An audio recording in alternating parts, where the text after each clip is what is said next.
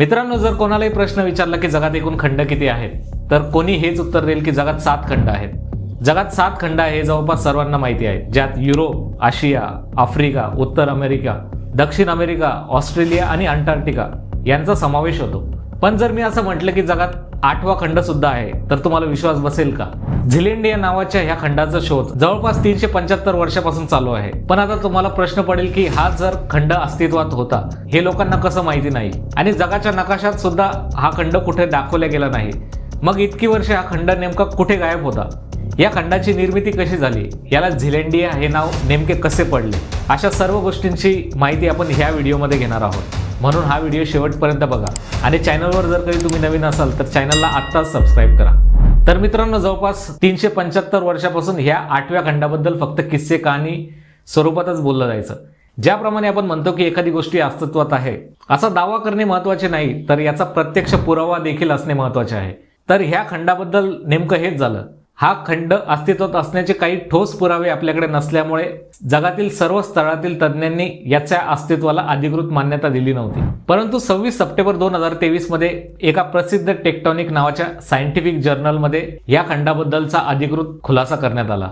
तेव्हापासूनच झीलँड या नावाबद्दल परत एकदा चर्चेला उधाण आले होते. या खंडाची जिओग्राफिकल लोकेशन जगाच्या नकाशावर पाहिली तर हे आजच्या न्यूझीलंडच्या खाली समुद्रामध्ये पसरलेले आहे. उल्लेखनीय म्हणजे हा खंड इतका विशाल आहे की यामध्ये पूर्ण भारतीय उपखंड बसू शकतो. त्यात भारत, बांगलादेश, पाकिस्तान, नेपाळ, भूटान, श्रीलंका आणि मालदीव बेटे यांचा समावेश होतो. जेव्हा याच्या आकाराबद्दल माहिती समोर आली तेव्हा याच्या विस्तृत आकारामुळे सर्व जग हैराण झाले होते. एकूणच लक्षात घेता झीलँडिया हा 8वा खंड सिद्ध होण्यासाठी काही कारणे आहेत. या कारणांना लक्षात घेतल्यामुळेच याला खंड म्हणून मान्यता मिळाली. सर्वात प्रथम आपण हे बघूया की हा खंड जगापासून इतके वर्ष कसा गायब राहिला. मित्रांनो, आपल्या सर्वांना या खंडाबद्दल काहीच माहिती नव्हते. आपल्याला पाठ्यपुस्तकात सुद्धा याचा कधी उल्लेख दिसला नाही. त्याला कारणं तशी बरीच आहेत, पण सर्वात महत्त्वाच्या कारणांपैकी काही कारणे आहेत ते आपण डिस्कस करूया.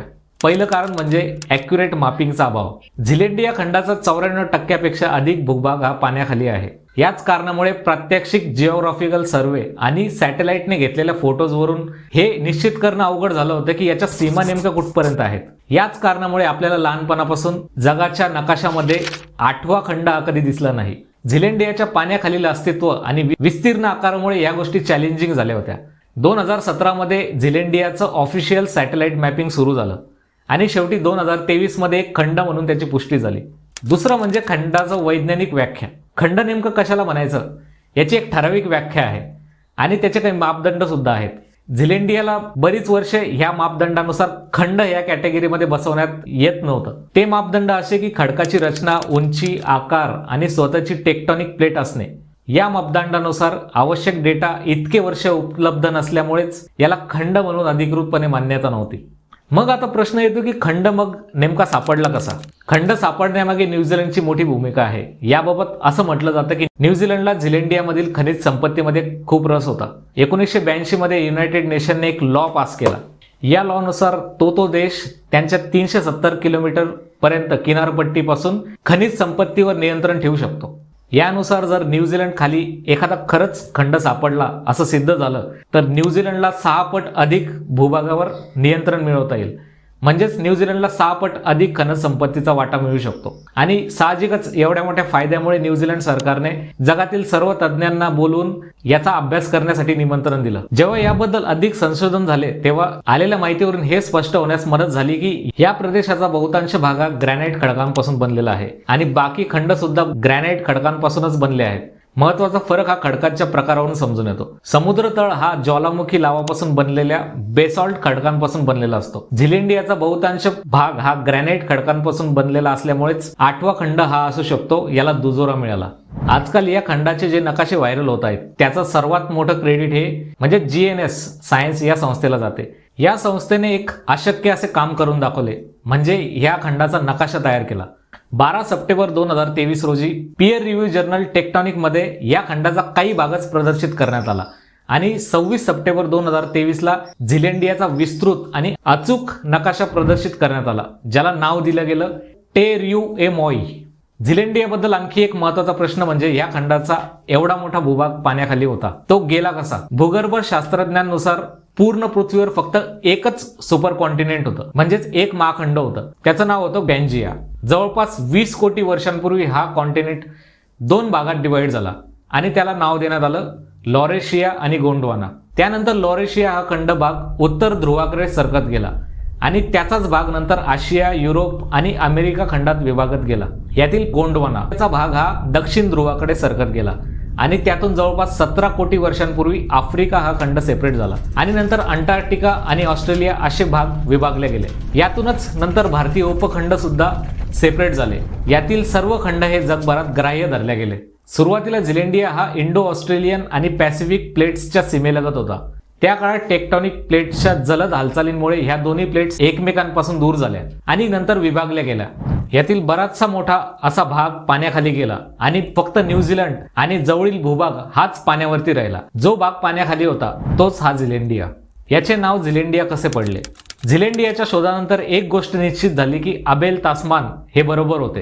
ही तीच व्यक्ती आहे ज्यांनी 1642 मध्ये न्यूझीलंडचा शोध लावला होता. त्यांनी 1642 मध्ये सांगितलं होतं की दक्षिण गोलार्धात एक विशाल खंड आहे आणि या खंडाच्या शोधात ते निघाले होते. अबेल तास्मानच्या बाबतीत एक खूप रंजक माहिती आहे. ती म्हणजे अशी की अबेल तास्मानने 14 ऑगस्ट रोजी इंडोनेशियाच्या जकार्तापासून समुद्र प्रवास सुरू केला. तो आधी पश्चिमेला गेला, नंतर दक्षिण पूर्व साईडला आणि शेवटी त्याने त्याचा प्रवास न्यूझीलंडच्या साऊथ आयलंडवरती संपवला. जेव्हा तो न्यूझीलंडच्या साऊथ आयलंडवर पोहोचला तेव्हा स्थानिक लोकांसोबत त्याची लढाई झाली आणि त्यात 4 लोक मारले गेले. यानंतर तास्मानने तेथून स्थलांतर केले. तेव्हा त्याने दावा केला होता की एका मोठ्या महाखंडाचा शोध त्याने लावला आहे. तास्मानला याचा अंदाज नव्हता की ज्या प्रदेशात तो जाऊन आला त्याचा जवळपास 94% हा भाग पाण्याखाली आहे. सन 1995 मध्ये अमेरिकेतील शास्त्रज्ञ ब्रूस यांनी परत एकदा न्यूझीलंडच्या जवळपास एक खूप मोठं बेट अस्तित्वात आहे आणि ते पाण्याखाली आहे. यालाच त्यांनी झिलेंडिया असं नाव दिलं. आता बघूया की झिलेंडिया किती मोठा आहे आणि याचा किती भाग पाण्याखाली आहे. नवीन शोधानुसार बघितलं तर झिलेंडियाचे एकूण क्षेत्रफळ हे 4.9 दशलक्ष चौरस किलोमीटर आहे. उल्लेखनीय म्हणजे याचा 94% भाग हा पाण्याच्या खाली आहे. केवळ न्यूझीलंड आणि कॅलेडोनिया आणि लहान छोटे मोठे शिखरे हाच भाग अवशेष म्हणून पाण्यावरती शिल्लक आहे.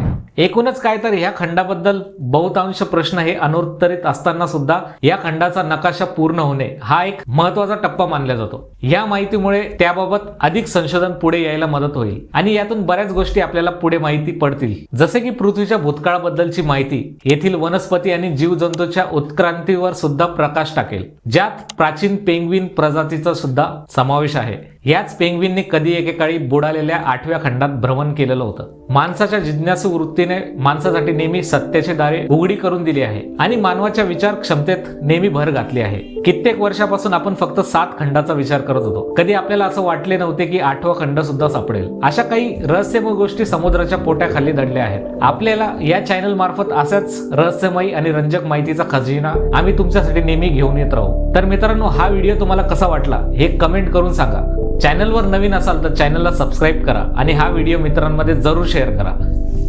धन्यवाद.